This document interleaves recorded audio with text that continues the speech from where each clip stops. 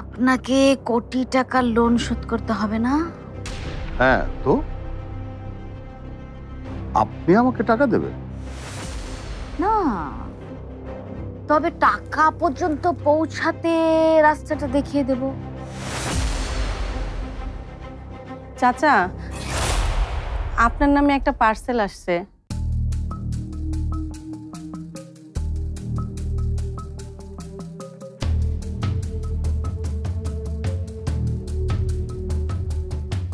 আপনি আমাকে কোটি টাকা ইনকামের রাস্তা দেখাবেন।